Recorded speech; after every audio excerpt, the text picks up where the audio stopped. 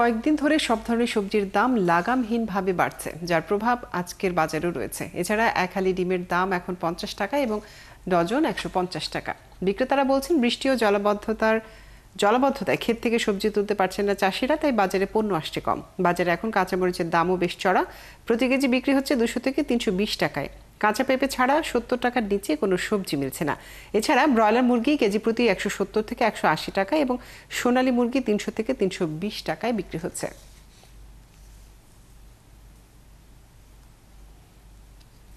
এই মুহূর্তে চট্টগ্রামের বাজারে খবর জানবো আমরা, আমাদের সাথে যুক্ত হচ্ছেন সহকর্মী রাজীব পড়ুয়া।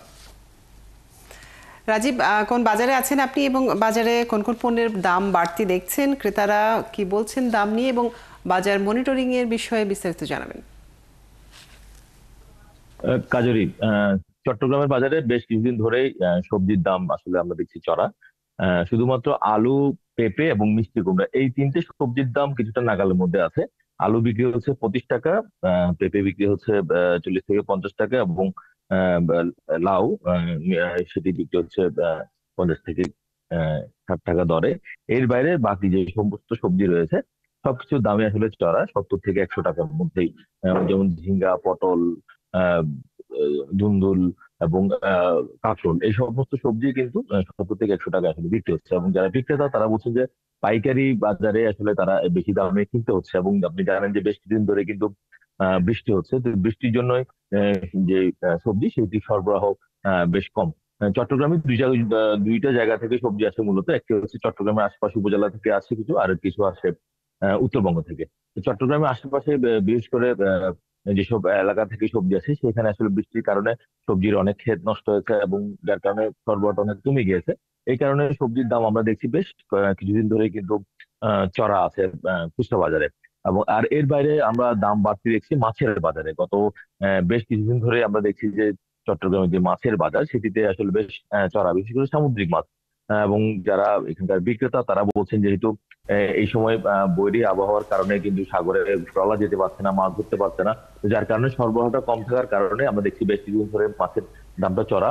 এবং যেহেতু সামুদ্রিক মাছের দামটা চড়া এবং সরবরাহ কম, এবং তার প্রভাবটা আমরা দেখি যে মিঠা পানির মাছের উপরে পড়েছে। এবং সমস্ত যে মাছগুলো আছে, বিশেষ করে রুই, কাতল মাছ, সেগুলো যেগুলো আমরা দেখেছি যে 300 সাড়ে 300 টাকা যে রুই মাছ, সেগুলো আসলে বেশ কিছুদিন ধরে বিক্রি হচ্ছে 400 সাড়ে 400 টাকা, যেগুলো 1 কেজি ওজনের। আর এই থেকে যদি যেগুলো বেশি অর্থাৎ 2 কেজি, 2.5 কেজি হয়, সেগুলোর দাম আসলে 500 সাড়ে 500 এই দামে আসলে বিক্রি হচ্ছে।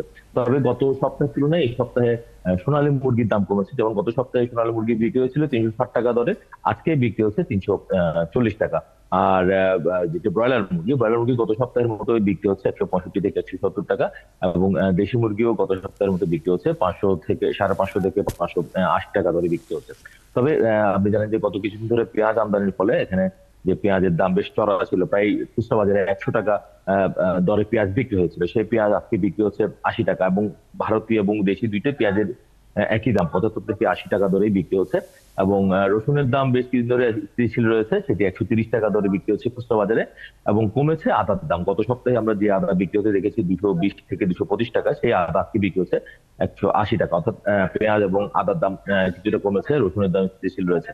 তবে এই যে বাজারের যে ওঠানামা বিষয়গুলো, এগুলো আসলে যে মনিটরিং এর যে বিষয়টি সেটি আসলে অনেকদিন ধরে আসলে হচ্ছে না। এবং যারা খুচরা ব্যবসায়ী তারা বলছেন যে আসলে যেখানে পাইকারি এবং উৎপাদন পর্যায়ে যেখান থেকে তারা পণ্যটি আনেন সেখানে যদি আসলে মনিটরিংটা করা যায়, তো সেক্ষেত্রে আসলে দামটা অনেকটা আসলে নিয়ন্ত্রণে থাকবে। কারণ দেখা যাচ্ছে যে আসলে খুচরা বাজারের যারা বিক্রেতা তারা বলছেন যে পাইকারি পর্যায়ে দামটি আসলে মানে অস্বাভাবিকভাবে বেড়ে যায়, এবং এক সপ্তাহের ব্যবধানে দেখা যায় যে হয়তো দাম বাড়লো অথবা কমলো। তাহলে কেন বাড়লো কেন কমলো সেটি যদি আসলে ওইখানে যদি মনিটরিংটা না করে, তাহলে সেই ক্ষেত্রে আসলে তার প্রভাবটা আসলে খুচরা বাজারে পড়বে না, যদি না ওই সব জায়গায় আসলে নজরদারিটা রাখা হয়। তো ফলে খুচরা বাজারে যারা ব্যবসায়ী এবং যারা ক্রেতা সবাই বলছেন যে আসলে এই যে বাজার মনিটরিং যে বিষয়টি সেটি আসলে খুব জরুরি। কিন্তু আমরা আসলে দীর্ঘদিন ধরে আসলে এই বিশেষ করে রমজানের পর থেকে কাঁচা বাজার বা চট্টগ্রাম যে খুচরা বাজার গুলো এখানে আসলে মনিটরিং হতে দেখেন। তবে মাঝে মধ্যে ভোক্তা অধিকার দেখা যায় যে পাইকারি বাজারে একটা ঝটিকা তো সফর করলো, কিন্তু সেটি আসলে খুবই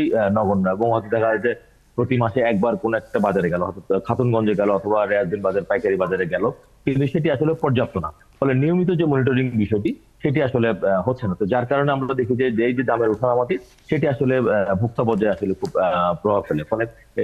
ফলে এই মনিটরিং এর বিষয়টি একদিকে নজরে রাখলে পড়বে, তাহলে এই যে পণ্যের যে উঠানামা সেটি আসলে অনেকটা ঠিক থাকবে, এবং আসলে অরিজিনাল চিত্র সেটি আসলে বোঝা যাবে। যেমন পেঁয়াজের ক্ষেত্রে বলি, পেঁয়াজ যেমন গত সপ্তাহে যে পেঁয়াজ খুচরা বাজারে বিক্রি হচ্ছিল 100 টাকা, তো যেহেতু এখন কয়েকদিন আগে যেহেতু আমদানি হয়েছে, ফলে সেটি এখন কমে গেছে। তো এখন পাইকারি পর্যায়ে আসলে আমদানি পর্যায়ে কত টাকা পড়ছে সেটি যদি এখন থেকে যদি নজরদারি হয়, তাহলে সেই দামটি আরো অনেক কমে যাবে, এবং সেই সঠিক দামে আসলে যারা ক্রেতা তারা আসলে কিনতে পারবে। ফলে সব ক্ষেত্রে মনিটরিং এর বিষয়টি আসলে সবাই চায়, সেটি খুচরা ব্যবসায়ী বলেন বা যারা ভোক্তা তারাও বলেন, সবাই চায় যে যে সঠিক স্থানে মনিটরিং হোক, তাহলে পরে যে ভোক্তাদের তাদের যে চাহিদা এবং তাদের যে পণ্য কেনার যে ক্ষমতা থাকে, সেই ক্ষমতার মধ্যে তারা সেই পণ্যটি কিনতে পারবে।